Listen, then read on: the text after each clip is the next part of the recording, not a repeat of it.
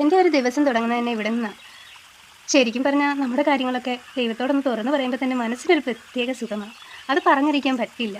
ദൈവത്തോടുള്ള വർത്തമാനങ്ങളും കാര്യങ്ങളും ഒക്കെ കഴിഞ്ഞിട്ട് നേരെ അടുക്കളയിലോട്ട് എൻ്റെ പോക്ക് കണ്ടാൽ എവറസ്റ്റ് കൂടി കീഴടക്കാൻ പോകുന്ന പോലെ.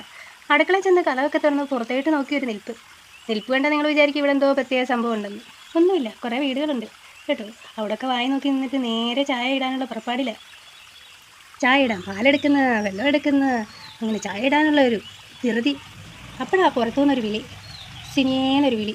നോക്കിയപ്പോൾ ആരാ, നമ്മുടെ സ്മിത ചേച്ചി. അങ്ങനെ സ്മിത ചേച്ചിയോട് വർത്താനം പറഞ്ഞിട്ട് നേരെ പിന്നെയും ചായയിലോട്ട് തിരിച്ചു പോയി. ചായക്ക് അടുപ്പയിലോട്ട് വെച്ചിട്ട് ഞാനിങ്ങനെ നോക്കിയൊക്കെ അവിടെ നിന്നപ്പോഴത്തേനാണ് പുറവേക്കോടൊരു വരവ്. എൻ്റെ പൊന്നു, ഞാനങ്ങ് പേടിച്ചു പോയി. ആരാ ഇത്? നമ്മുടെ കുഞ്ഞൂസിനൊരു ഉമ്മയൊക്കെ കൊടുത്തിട്ട് ഞാൻ മേലിൽ കയറ്റി അവിടെ ഇരുത്തി. എന്നിട്ട് കുഞ്ഞൂസിനോട് ഞാൻ പറഞ്ഞു, ഇച്ചിരി നീങ്ങിയിരുന്നു, ഗ്യാസിൻ്റെ അടുത്തായിരിക്കുന്നത് എന്നൊക്കെ പറഞ്ഞ് പിന്നെ ചായക്ക് പഞ്ചസാരയും തേയിലയൊക്കെ എടുത്ത് അവിടെ വെച്ചിട്ട് പിന്നെ അത് തിളച്ച് വന്നപ്പോഴത്തേനും അതെല്ലാം ഇട്ടെല്ലാം കഴിഞ്ഞിട്ട് ഞങ്ങൾ ചായ കുടിക്കാനായിട്ട് പോവുക. അപ്പോഴേക്കും നമ്മുടെ സാവിച്ചാനെത്തി ചായ കുടിക്കാനായിട്ട്. അങ്ങനെ അവിടെയൊക്കെ സാവിച്ചാനിങ്ങനെ പതുക്കെ അവിടെ ഇരുന്ന് ചായയൊക്കെ എടുത്ത് കൊടുത്ത് എല്ലാവരും കൂടി ഇരുന്ന് വർത്താനൊക്കെ പറഞ്ഞ് ചായ നോക്കി ഒരു പുച്ഛ സാവിച്ചാൻ.